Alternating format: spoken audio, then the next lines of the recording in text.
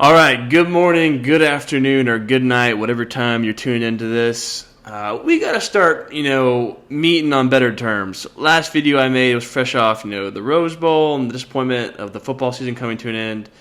And now I'm meeting you on an 0-2 week from the basketball team.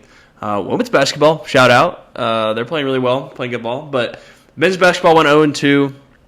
Tough games on the road at Vanderbilt, and then had a bad quad 2 loss at home to Texas. There's really no good way to sugarcoat that. Before we get into the basketball games, playing around, this show is a bunch of trial and error. Playing around with the lighting, usually it looks a little better. In reality, it's very dark in here, but on screen it doesn't look too bad. Also wearing glasses. I don't know if it's the first video I've made with glasses, so a bunch of new things in this Tusk Tradition episode. That's why you watch. You never know what you're going to watch or coming into. So that's why you got to keep tuning in. Something exciting is always happening. But, get into the action, what we saw on the hardwood last week. We'll go last Wednesday night at Vanderbilt. Was confident coming into the game. Still confident. We played them again at Vanderbilt. Sometimes basketball is a game of sometimes the ball doesn't go in the hoop. Sometimes you have rough nights. Kind of what it was. It was Foul City. I might get a foul talking about the game right now. I mean, I'm not one of those fans that's like, oh, we couldn't get a call on our side or they got all the calls. I get it. Look, in college basketball especially, the home team's going to get calls. I'm not even going that direction with this. I don't think the game was one-sided at all. I think both teams got too many fouls. That's kind of what I think. The refs didn't really let them play. It was an insane amount of free throws combined for both teams. I'm not saying one team got the other. I'm just making a side point. In college basketball, you can kind of expect the home team might get a call or two more than the away team. Just how it goes. Not saying that's what happened at Vanderbilt whatsoever. Just saying a lot of fouls called. Both sides seemed pretty equal with the calls, but just way too many fouls. Slowed the game down a bunch. No team could seem to get into a rhythm, especially on our side. Phylon left second half with full body cramps. He had a great first half, scoring 15, and then only he was able to score 3 in the second half before he was eventually pulled. I mean, we are foul trouble based off what I just said. A walk-on played. It was kind of one of those, the game ended. Vanderbilt's had a great season. They played at home, packed out. Students showed up. Good, hats off for them and their basketball program right now. And, we didn't have our best player play in the second half, and Aiden Holloway was off. No one really could make a three. It's one of those games you're like, okay, we lost. I can live with that one. I can live with that loss. We didn't play our best. It was close. I think it was 96-90 was final score. Man, they might have made a free throw or two in here, garbage time, but it was a close game. Had a chance in the second half. We kept going on runs. They go on a run, come on, back and forth. So, can't say we didn't have a chance. That loss is okay. You never want to lose any. Also, Nate Oates had a very questionable technical. Sometimes you'll see coaches, do it on purpose, try to rally the team, get fired up. Maybe he's doing that in that nation. I don't think so. I think he just lost his cool for a second and ended up costing us with some free throws. And in that kind of game, every point is really crucial and critical. Not only when you do that does it get the crowd even more fired up than what they already were, but it's just one of those things where it's gonna happen. Taylor Bowen kind of couldn't hit a three. He's been playing, but he's in a slump right now for sure. That kind of carried over into the Texas game. So we'll hopefully see he can rebound tonight. We have a game at Mississippi State. It doesn't get easier. I mentioned in that second half of the Rose Bowl video that, we've had a really tough non-conference schedule. Does not get any easier in the SEC. I mean, every single night's going to be a battle, a grind, whatever you want to call it. These fans in the SEC are starting to get into basketball. They're showing up for their games. Their home court advantage is real. So, another one tonight at Mississippi State. Got to earn it. So, yeah, Vanderbilt game, tough loss to a really red-hot Vanderbilt team. I'm pretty sure, just based off my memory, that's the only time we're going to see Vanderbilt in the regular season. Hate that because I think we compete with them well. I'd love to see another game with those two teams on the court, but we won't get to at least the regular season. So moving on from the Wednesday night game, great chance on Saturday to rebound versus Texas. Texas is off to a rough start. Maybe their win at Bama, spoiler alert if you didn't know, now I'm about to talk about it, will jumpstart their SEC play into a different direction, but that was a quad 2 home loss for Alabama. I mean, a lot of y'all probably might not be super sure what quad 1, quad 2, quad 3. It's just the quality of the opponent. A lot of different factors go into it. If it's home or away, it can change the quad. It's a system that seems very confusing, but it matters come March Madness time. Okay, how many quad 1s you got? how many quad wins and losses, how many quad 2 losses. They kind of, with Alabama, it's going to kind of start to be like, who'd you lose to?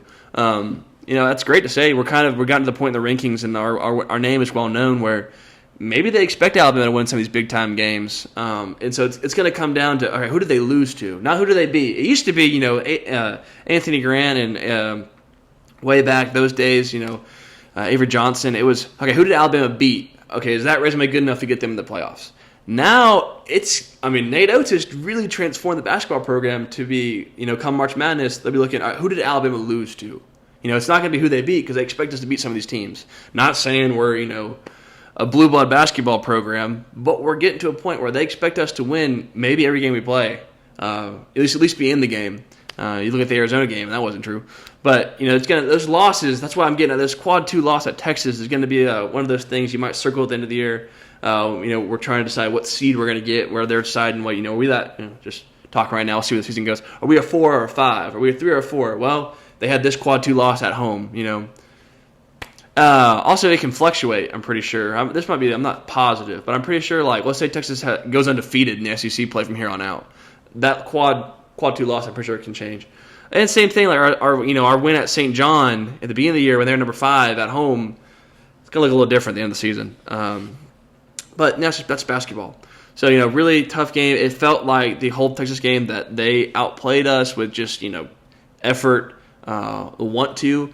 I think both teams played hard, but it just seemed if there's a loose ball in the court, Texas was the first one to go get to the floor to get it. If there was a rebound that was 50-50, Texas came down with it. A lot of times, both teams, we shot the ball from the free throw pretty well. They kind of struggled a little bit. But it just seemed like they would be on the front end of a 1-on-1, miss it. That's a big swing play right there. That's 2 points they're not getting out chance. And then I think a few times top of my head, they would get the rebound off that missed front end and get fouled again. And then go to the stripe and make both of those. So it's just kind of one of those things, it was just a really frustrating game to watch. And just like the Vanderbilt game, had a great chance. I think we even tied or took the lead by 1 late in the second half. So, I think that makes it even more frustrating when you feel like you should have, took the game over. The crowd was into it. Not a whole lot of excuses. Continued not to shoot the ball well. I don't think we had a second half 3 until about 6 minutes to go in the second half. And left in the game. So with a team that lives and dies by the 3, that can't happen. So just be just a frustrating 2 games. Basketball season, you're going to go through slumps here and there. We haven't seen anything out of Noah Williamson since his coming out game that everyone had against Kentucky, where he scored 10 points and looked good. And it's back to being where we can't seem to quite get him involved or find his space on the team. What's his role really in the team. We haven't really seen him define that. He's not, is he a guy who can come in and just, he kind of plays very loose. I don't know how to describe it. But is he someone that can just come in the game and, hey, wreck it? He comes in and he cleans the boards and he does his thing on offense and defense, and then you go back out. Can he just come in the game and, be the game wrecker? Let's say they're going on a run. Can he come in and wreck the game and switch the momentum? I'm not saying can he come in and just change the momentum to our side, but can he at least come in, stop the momentum for the other team? I don't know his role yet. Hopefully we can find it as long as the season keeps going. But yeah, two just tough games in the SEC. So now you fall to 1-2 in SEC play. All this really matters when you come to SEC tournament play and style of or seeding who you're going to get to play in the tournament. Something we got to look at too, and hopefully can learn from these things. It's hard though because our problems right now is that we're getting good looks. It's just not going in. I thought a bunch especially the Texas game. We got good looks from 3. Wide open. Stuff that we've seen Alabama hit, and it's just not going down. So that you really can't do anything about that. Now effort. You watch the film on the tape. It looks like we're running hard, we're playing hard, trying to box out people, but it just seemed like the want to was more on Texas. It's hard to describe. I'm not saying they didn't play with effort because I think it's very unusual for an adults team not to play with any effort. But it just seemed like there was more of a want to from Texas, and more of a fighting for their lives feeling than we had. And so we just got to find that. Got to find that for this Mississippi State game. Got to find it for the rest of SEC play, and I'm confident we will. But yeah, tough week. Wish I had better news for y'all off those 2 games, but I don't. I know I said these would become primarily basketball, but there is some football news. Initially reported that Ty Simpson was going to the draft, and now Miami has offered him $6.5 million to stay, And I think Tennessee is one of the teams that offered him $4 million. So keep that name in the radar the next few days. Also, transfer portal has been an absolute disaster in Tuscaloosa. It got a little better yesterday with some two guys, so two linemen from Michigan coming, running back from NC State. But the Cam Coleman saga, him choosing between Alabama and Texas, ended up going to Texas. Texas flipped a running back from Alabama who initially had signed. So I saw on Twitter it's kind of true that Alabama needed a home run and instead struck out. It got better yesterday, but it's definitely been an interesting portal, and it's going to come to a close here next few days. So, we'll follow that development as it goes. It's just a little tidbit, update at the end of this video. But Roll Tide, big basketball game tonight. Hopefully everyone can tune in and watch, and I'll cover that in the next game, in the next video. But Roll Tide.